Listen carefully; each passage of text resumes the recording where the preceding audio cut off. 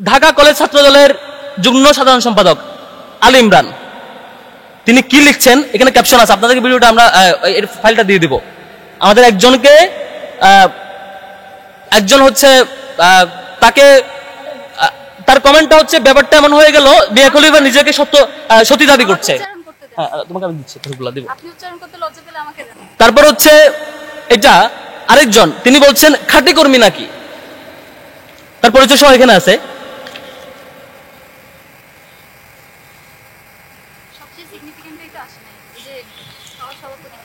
তারপর হচ্ছে যে কেন্দ্রীয় সহসভাপতি যিনি বর্তমান দায়িত্বে আছেন তিনি হচ্ছে হাসান আল আরিফ, তিনি বলছেন সাক্ষাৎ হুর তারজান মাসুদদের খাদ্য। তার কমেন্টে যে তবে আরেকজন দেখেন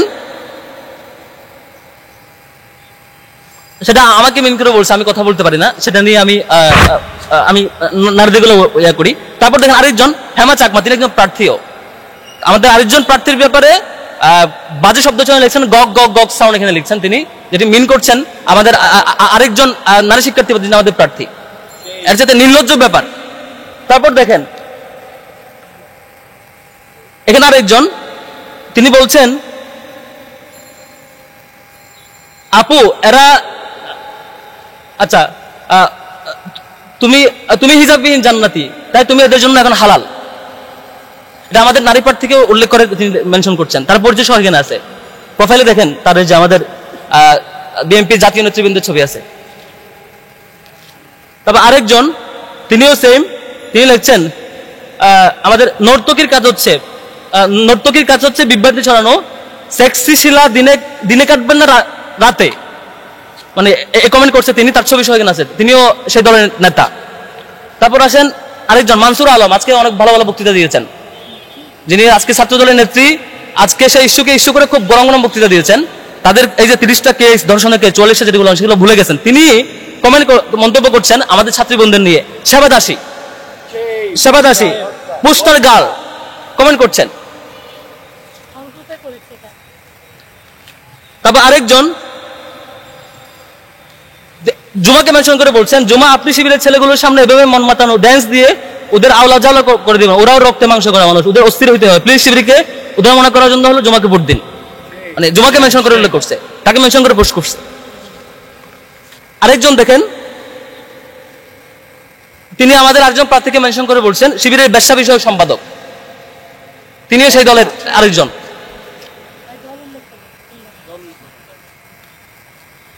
তবে আরেকজন দেখেন তিনি লিখছেন গুপ্ত শিবিরের খাদ্য এগুলো।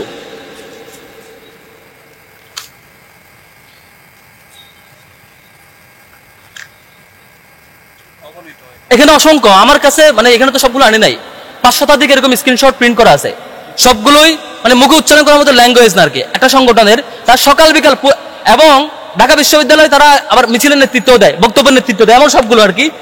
এই যে এখানে আরেকজন, মানে এই শব্দগুলো আসলে উচ্চারণ করার মতো না আর কি।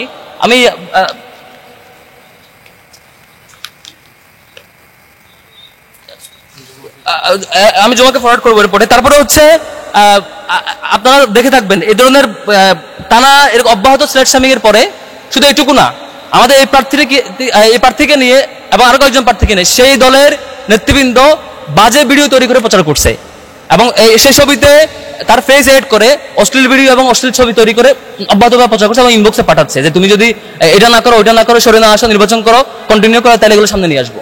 মানে আজগবে ভিডিও এডিট করে এই ধরনের মানে হুমকি দেওয়া হচ্ছে তাকে, এগুলো অব্যাহতভাবে চলছে। তারপরে হচ্ছে হ্যাঁ, এবং গতকালকে স্থানীয় বিএনপি নেতৃবৃন্দ আমাদের সেই প্রার্থীর মা বাবাকে হুমকি দিয়ে আসছে। এটা খুবই দুঃখজনক। আমাদের প্রার্থী যখন বলেছে যে আপনাদের যারা যা করছে স্লেট শামিং এবং ইনবক্স সেগুলো সামনে নিয়ে আসবে, তাও তার বাড়িতে গিয়ে হুমকি দিয়ে আসা হয়েছে যে তোমার মেয়ে কেন ছাত্র দলের বিরুদ্ধে বলে, যাতে কোনোভাবে ছাত্র দলের বিরুদ্ধে না বলে, বললে সরকারি চাকরি হবে না, সামনে তোমরা কেউ থাকতে পারবে না, এ ধরনের হুমকি দিয়ে আসছে বাড়িতে গিয়ে। তো এই যে একটা অবস্থা, আরেকটা উদাহরণ আপনারা সাংবাদিকরা সামনে নিউজ প্রচার করতে পারেন না, আপনারা প্রচার করে আপনাদের চাকরি চলে যায়। এই যে যুগান্তরে যে যার কথা বললাম, যুবদলের এই যে পাথর দিয়ে হত্যা করার চাঁদাবাজি ইস্যুতে পাথর মেরে যাকে হত্যা করছে, সে ঘটনা যখন 2 দিন পরে সামনে আসছে, যুগান্তরের রিপোর্ট যখন আমাদের চোখের সামনে আসছে, যুবদল কর্মীর নেতার তথ্য যখন আসছে, তখন তার চাকরি চলে গেছে, স্টিল সে এখনো ওই হাউসে নাই। চাকরিচ্যুত। আপনারা সেই চাকরির ভয়ে দিন শেষে হয়তো সত্য প্রকাশ করতে পারেন না। আমি মানে ক্লান্ত, খুবই মানে এই এই ক্লান্ত, মানে এই বিষয়ে এত বিরক্ত আমরা যে হচ্ছে আমাদের প্রত্যেকটা বোনকে অব্যাহত স্লেট শেমিং করে। আর একটা সংগঠন সকাল বিকাল নারীদের সম্মানহানিতে, আমাদের 2002 সালে ঢাকা বিশ্ববিদ্যালয় হলগুলোতে কারা হামলা করেছিল? এটা তো এই বিষয়ে তারা অন্য সুশীল যারা কালকে বড় বড় শিক্ষকরা এসে মানে বিভিন্ন ইস্যু ক্রিয়েট করছেন, ফেসবুকে পোস্ট করছেন, আর আরো বিভিন্ন রিয়েকশন দেখিয়েছেন। হলে ঢুকে শিক্ষার্থীদের সম্মানহানি করার মতো ঘটনাগুলো তারা এগুলো নিয়ে কথা বলে না। তারা এগুলো ছাত্রদল করেছে, ঢাকা বিশ্ববিদ্যালয় করেছে। এই যে অব্যাহতভাবে সিলেক্টিভ ইস্যু এবং যে ইস্যুটা কোনোভাবে শিবিরের সাথে আর কোনো বিষয় না পেয়ে যেটা কোনোভাবে কানেক্টেড, অথচ তার প্রোফাইল চেক করে দেখেন ছাত্র দলের সাথে হতো পোস্টার, অসংখ্য পোস্ট ছাত্রদলকে অ্যাপ্রিশিয়েট করে তার প্রোগ্রামে হচ্ছে। একটা ছেলে মানে এরকম একটা ছেলেকে নিয়ে শেষ পর্যন্ত শিবির বানাইয়ে তাকে ছেড়ে কোনো রকম তার সাথে প্রোগ্রামও করছে। রাজনৈতিক দলীয়ত্ব কোন লেভেলে গেলে শেষ পর্যন্ত তারা মানে ডাকসু নির্বাচনকে ভয় পেয়ে তারা মনে করছে এভাবে ওনারা ভোট পাবে। তারা মানে যে এজেন্ডা তাদের এজেন্ডাই না, এটা এজেন্ডা হওয়ার মতো ইস্যু না, সেটাকে এজেন্ডা মানে সারা দেশে মিছিল করে। আবার সেই মিছিলের স্লোগান দেয় একটা শিবির ধরে ধরে জবাই করে, সেই ভিডিও আমার পেজে আপলোড দেয়। এ হচ্ছে আমাদের বর্তমান 24 পরবর্তী নতুন বাংলাদেশ গড়বার যে শপথ আমরা নিয়েছিলাম সেটি বর্তমান অবস্থা। গতকালকে যে ঘটনা আপনারা লক্ষ্য করেছেন সেটি আমাদের সামনে আসবার পরে আমরা কয়েকটা স্টেপ নিয়েছিলাম। নাম্বার 1, সাথে সাথে আমাদের দিক থেকে আমরা ক্লিয়ার ফিডব্যাক দিয়েছি এ ব্যাপারে আমাদের করণীয় কি, আমরা কি করছি, এবং যাকে শিবিরের নেতা বানিয়ে প্রচার চালানো হচ্ছে সেটি যে মিথ্যা প্রপাগান্ডা সেটি জানানোর পরে আমরা নিজেরাই প্রক্টর অফিসে গিয়ে লিখিত অভিযোগ দায়ের করে এসেছি যাতে বিশ্ববিদ্যালয় প্রশাসন তার বিরুদ্ধে দ্রুত ব্যবস্থা নেয়। এবং এটি করবার পরে আমরা এটিও বলেছি যদি তিনি ব্যক্তি এস এম ফরহাদ বা আমার ব্যাপারে রিড করার কারণে রিয়েকশন দিতেন তাহলে তার আগের দিনেই দিতেন, কারণ তার আগের দিন যখন রিডের নিউজগুলো সবার সামনে আসছে আমাদের যা ফিডব্যাক সেদিন সারাদিন ফিডব্যাক দেওয়া হয়েছে। আমার দিক থেকে আমি তাকে ওয়েলকাম করেছি, শুভেচ্ছা জানিয়েছি এবং বলেছি যে কোর্টে যে রায় হবে সেটি মেনে নিব, সেভাবে ওয়েলকাম করেছি। আমাদের রিয়েকশন সেদিনেই আসার কথা। আমাদের কোনো জনশক্তি কোনো ম্যান পাওয়ার থাকলে ব্যক্তি এস এম ফরহাদের বিরুদ্ধে যখনই রিট হয়েছে তখনই সে ব্যাপারে তার একটা রিয়েকশন আসবার কথা। সেদিন একদিন পার হয়ে 24 ঘন্টারও অধিক সময় পার হয়ে 2 দিন পার হয়ে পরের দিন যখন ডাকসু স্থগিতের ঘোষণা আসছে তখন যখন কোনো শিক্ষার্থী রিয়েকশন দেয় তাহলে বুঝতে হবে তিনি এমন একজন শিক্ষার্থী যিনি ডাকসুর ব্যাপারে কনসার্ন, আমার ব্যাপারে কনসার্ন না, এমন কেউ একজন। এটা খুবই ক্লিয়ার সহজ আর্গুমেন্ট। এই জিনিসটা কালকে বুঝাবার পরও ক্লিয়ার করে বলবার পরও একটা পক্ষ তাদের রাজনৈতিক দেউলিয়াত্বের বহিঃপ্রকাশের জন্য তারা হচ্ছে তাকে শিবির বানিয়ে প্রচার চালিয়েছে। দুঃখজনক হচ্ছে শুধু সেটাই সেই দল করেনি, সেই দল কেন করেছে সে ব্যাখ্যায় আমরা যাচ্ছি। কিছু মিডিয়াও কালকে এমন ভাবে প্রচার করছে যে মনে হচ্ছে যে হুমকিটা মনে হয় আমি দিয়েছি, এমন ভাবে নিউজ প্রচার করছে। বেশ কয়েকটি পত্রিকাকে কনসার্ন জানানোর পরে তারা চেঞ্জ করেছে শিরোনাম, বলেছে আমরা তো তখন বুঝি নাই, আপনাদের প্রেস কনফারেন্সে তো আসি নাই, ফিডব্যাক জানি নাই, দেখি নাই, এই ধরনের এক্সকিউজ দেখিয়ে ভুলে আমাদের এটা হয়ে গেছে, আমরা ঠিক করে দিচ্ছি। এরকম বেশ কিছু পত্রিকা এবং পোর্টাল তাদের এরকম ফিডব্যাক দিচ্ছে। এটা কেন জানেন? কারণ আমি ক্লিয়ার করি,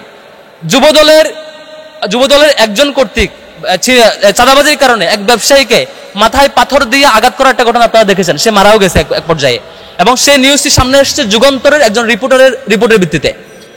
এটি যখন সামনে আসছে যুবদল পরিচয়, তখন সারা দেশে বিক্ষোভ এবং মানুষের ক্ষোভ আপনারা লক্ষ্য করেছেন। তারপরে কি হয়েছে জানেন? তারপরে হয়েছে যুগান্তরে সেই সাংবাদিকের চাকরি থেকে চাকরিচ্যুত করা হয়েছে। এই নিউজে যুবদলের পরিচয় সামনে আসবার কারণে পরবর্তীতে সেই সাংবাদিককে যুগান্তর থেকে চাকরিচ্যুত করা হয়েছিল। এজন্য আপনারা সবাই ভয় পান, সাংবাদিকরা ভয় পায়। সাংবাদিকরা কি করে, আর কেউ বেশ কিছু সাংবাদিক কেন যেন আবারও সেই সামনে আরেকটি পক্ষকে ফেসিবাদ বানানোর পরিকল্পনার অংশ হয়ে গেছে, তারা সত্যটা প্রকাশ করতে পারছেন না অনেকেই। এটা খুবই দুঃখজনক। এখন আসি, ছাত্রদল কেন এই স্ট্যান্ড নিল, তারা নিশ্চিতভাবে সেটি মিথ্যা জানবার পরে কেন স্ট্যান্ড নিল সেটি একটু ক্লিয়ার করছি। আপনারা দেখেছেন কৃষি বিশ্ববিদ্যালয়ে ছাত্রদলের লোকজন বহিরাগত নিয়ে ভিতরে গিয়ে শিক্ষার্থীদের উপর হামলা করেছে, সেটি সামনে আসে নাই, আপনারাও মিডিয়ার সামনে আনান নাই, সেটি তাকিয়েছিলেন। আপনারা দেখেছেন চট্টগ্রাম বিশ্ববিদ্যালয়ের শতাধিক শিক্ষার্থী আহত হয়েছে, শিক্ষক আহত হয়েছে। এই রক্তাক্ত একটি ঘটনা যিনি নেতৃত্ব দিয়েছেন সে স্থানীয় বিএনপি, এবং সেটিও সামনে আসে নাই। ইভেন সেই ঘটনার তাৎক্ষণিকভাবে বিএনপি তাকে তার দল থেকে বহিষ্কার করতে বাধ্য করেছে। এত শত সুস্পষ্ট প্রমাণ এবং ভিডিও থাকা সত্ত্বেও মিডিয়ায় সেটি সামনে আসেনি, এবং সেটি যখন সোশ্যাল মিডিয়ায় সমালোচনা হচ্ছিল। তারপরে রাবির ঘটনা আপনারা জানেন, রাবিতে ডাকসুর ব্যাপারে তাদের আন্দোলন পরিচালনা পরিবর্তিত, মানে সুষ্ঠু পদ্ধতিতে আন্দোলন না করে দাবি না জানিয়ে সরাসরি সেখানে ভাঙচুর এবং তালা ঝুলিয়ে দেওয়ার ঘটনা ঘটেছে ডাকসুকে বাঞ্চাল করার জন্য, সেটিও তারা ব্যর্থ হয়েছে। এরকম চবি, রাবি এবং বাকরিবি সবগুলো ঘটনা, সর্বশেষ ডাকসু বাঞ্চালের ঘটনা, সবকিছুতে ব্যর্থ হয়ে এক পর্যায়ে এগুলো কিভাবে ঢাকবে, এগুলো সামনে আসবে, সে আশঙ্কায় শিক্ষার্থীদেরকে ভয় পেয়ে তারা হচ্ছে এমন একটি ঘটনা করলো যেটার ব্যাপারে আমরা নিজেরা অ্যাকশন নিয়েছি, নিজেরা লিখিত অভিযোগ দিয়েছে। ইভেন যে শিক্ষার্থীর ব্যাপারে হুমকি দিয়েছে সে শিক্ষার্থীকে আমি ওভার ফোনে রিকোয়েস্ট করেছি টেক্সট করে, যে হচ্ছে আপনি যদি কোন ধরনের আইনি মামলা এখন না করে থাকেন দ্রুত মামলা করেন, এবং সেই ব্যাপারে আমাদের লিগ্যাল টিম আপনাদেরকে সাপোর্ট দিবে। আমি তাদেরকে ওই ভিকটিম শিক্ষার্থীকে যিনি হুমকি পেয়েছেন সেই শিক্ষার্থীকে, একে তো অভিযুক্ত ব্যক্তিকে যিনি অপরাধী তাকে পানিশমেন্টের আওতায় আনার জন্য প্রক্টর অফিসে আমি লিখিত অভিযোগ দিয়েছি। দ্বিতীয়ত যিনি ভিকটিম, যিনি হুমকি পেয়েছেন তাকেও রিকোয়েস্ট করেছি আপনি আইনি অ্যাকশন নিচ্ছেন না কেন, আপনি আইনি অ্যাকশন নেন, সেখানে আমাদের লিগ্যাল টিম প্রয়োজন আপনাদেরকে সাপোর্ট দেবে, সেটিও রিকোয়েস্ট করেছি। এরপরও সেটি হয়নি এখন পর্যন্ত। এত কিছু মারিয়ে তাকে কেন যেন শিবির কর্মী, শিবির নেতা এই ধরনের বানানোর প্রপাগান্ডায় ব্যস্ত। এটা আরো অনেক কিছু কারণ আছে। তার কারণগুলো হচ্ছে আপনি যখন দেখেন যে গত 5 আগস্টের পর থেকে এখন পর্যন্ত ছাত্র দলের একদম প্রমাণিত সত্য ধর্ষণের কেস 30টা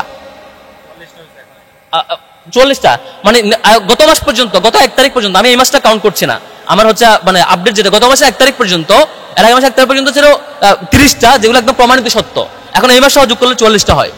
এই যে সবগুলো প্রমাণিত সত্য ধর্ষণের কেস, তা সত্ত্বেও এবং এখানে গ্রেফতারও হয়েছে এই ধর্ষণের কেসে যারা এরকম অব্যাহতভাবে ধর্ষণের কেসের অন্যতম গুরুত্বপূর্ণ স্টেক হোল্ডার, শিক্ষার্থীরা যাদেরকে ভয় পায়, এই সব ঘটনা যখন সামনে আসে এগুলো কেমনে চাপা দিবে, একটা মানে আর কোনো ইস্যু না পেয়ে সেই ইস্যু সামনে নিয়ে আসার মতো রাজনীতি করছে। এবং শিক্ষার্থীরা এটাই নিশ্চয়ই শিক্ষার্থীরা বুঝে যে আপনারা কিভাবে কি করছে। আমরা আরেকটু কিছু ইয়াতে যাবো, স্লেট শেমিং এর ইস্যুতে যাবো। আজকে আপনারা দেখেছেন আজকে ছাত্রদের সব জায়গায় মিছিল করেছে, মিছিলের স্লোগান কি দিয়েছে দেখবেন অনেক জায়গায় তাদের সেন্ট্রাল পেজে সেই মিছিলের ভিডিও আপলোড দিয়ে তারা এনজয় করছে। স্লোগান হচ্ছে একটা শিবির ধরে ধরে জবাই কর, এবং পেজে ভিডিও আপলোড আছে, আপনি আমার কাছ থেকে নেবেন সেই ভিডিও পেজে আপলোড দিয়ে তাদের ছাত্র দলের সেন্ট্রাল পেজে সেটা আপলোড দিয়েছে। একটা শিবির ধরে ধরে জবাই কর স্লোগান ভিডিও সহ পেজে আপলোড দিয়েছে। স্ক্রিন রেকর্ড আমাদের কাছে আছে, আপনারা নিতে পারবেন। তো এই ধরনের মানে নৃশংস প্রক্রিয়া যেগুলো আওয়ামী লীগ ফলো করতো সেটি ছাত্রদল আবার ফিরিয়ে আনার চেষ্টা করছে।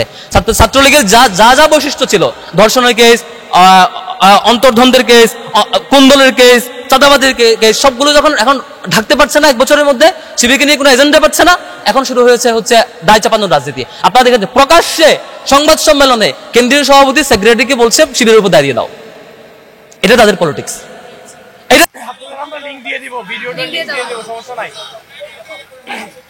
আচ্ছা ওকে, এই ভিডিও আপনাদের গ্রুপে আমি দিয়ে দেবো ইনশাল্লাহ।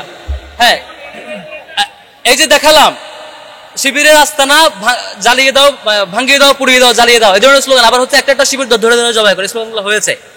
আবারও সে আওয়ামী রাজনীতি ফিরিয়ে আনার এই অপচেষ্টা আমরা ইনশাল্লাহ রুখে দেব। এই আওয়ামী রাজনীতি, আওয়ামী ফ্যাসিবাদ আবারও নতুন মোড়কে আসবে, সেটি আমরা আমাদের জীবন থাকতে আমরা হতে দেব না। এই ক্যাম্পাসে সারা বাংলাদেশে একটি গণতান্ত্রিক প্রক্রিয়ার রাজনীতির সূচনা হয়েছিল। সবাই সবার অধিকার নিয়ে শুরু করছিল, সবাই সবার কাজগুলো করছিল। হঠাৎ করে আবার উত্তপ্ত পরিস্থিতি তৈরি করে নানা নতুন ইস্যু বানিয়ে নিজেদের অপরাধ ঢাকতে, নিজেদের কলঙ্ক ঢাকতে নতুন এজেন্ডা ক্রিয়েট করে বাজে পরিস্থিতি তৈরি করে এই যে আবার ছাত্রলীগী কায়দায় রাজনীতি ফিরিয়ে আনার চেষ্টা করা হচ্ছে, সেটা আমরা নিশ্চিতভাবে আমাদের জীবন থাকতে আমরা এটা প্রতিহত করবো ইনশাল্লাহ। শিক্ষার্থীদের জন্য এই ক্যাম্পাসটা আমরা নিরাপদ রাখতে চাই। আমরা নিরাপদ রাখতে যা কিছু করা দরকার সবকিছু করবো। আমরা সমাপনের দিকে যাবো, কথা নিয়ে অনুরোধ করছি সাদিক কাইম ভাইকে। সাদিক ভাই কথা বলবে। আচ্ছা, এখান থেকে বলি। হ্যাঁ, কথার পরে একসাথে নিতে পারবেন সবকিছু। ভাই বিসমিল্লাহির রহমানির রহিম। ভাই আপনি একটু মাঝখানে গেল ভাই। জুমা